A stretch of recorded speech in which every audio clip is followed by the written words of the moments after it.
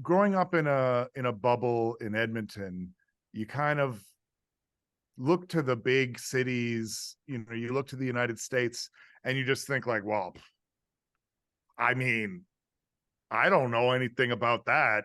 That's not really my world. And then I remember being in my early 20s, maybe mid 20s, and I was stopping by Los Angeles on my way to do a tour, and I saw Josh Dean, who is another Edmontonian.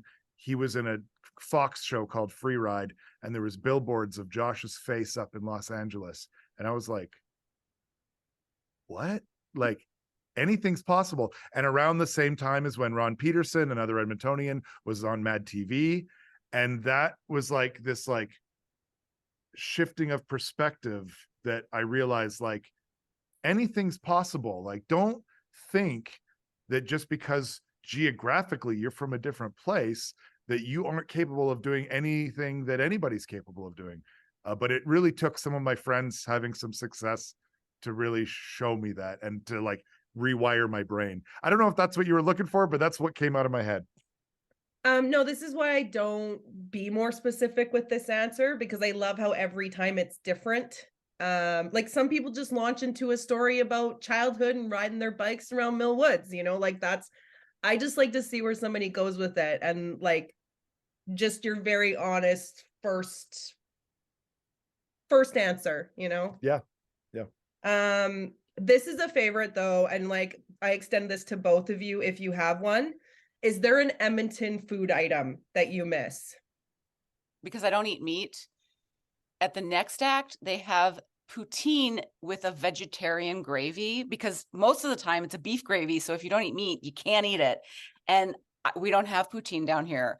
And when I had it for the first time, I was like, what is this magical thing? And Southerners would love this. I don't know why it isn't a big thing in the South.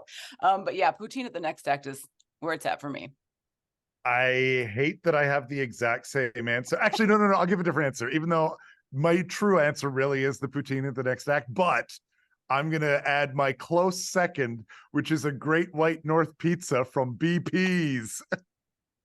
Okay, Amber. So we know you love the Oilers now, and I'm going to tell everybody they're your favorite team ever doing anything. Yeah. But I mean, spending more time here, what's something about Edmonton that surprised you? Honestly, before I'd come to Edmonton, the reason I even knew about Edmonton was because I'm a theater person, and I'm an improv person. So I knew about Rapid Fire because they would always come down for our festival, and Dad's Garage would always go up for Rapid Fire's festival.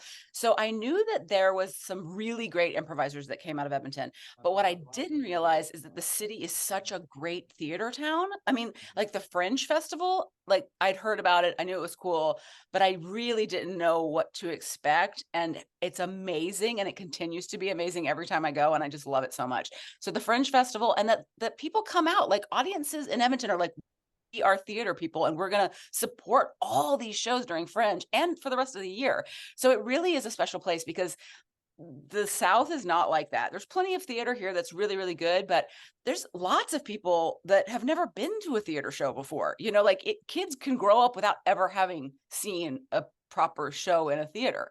So it's really amazing that, because with the kids Fringe and there's so much kids programming, like kids really get exposed to it early and become theater people for life. So I think that's my favorite thing about Edmonton. And it was also what I wasn't expecting it.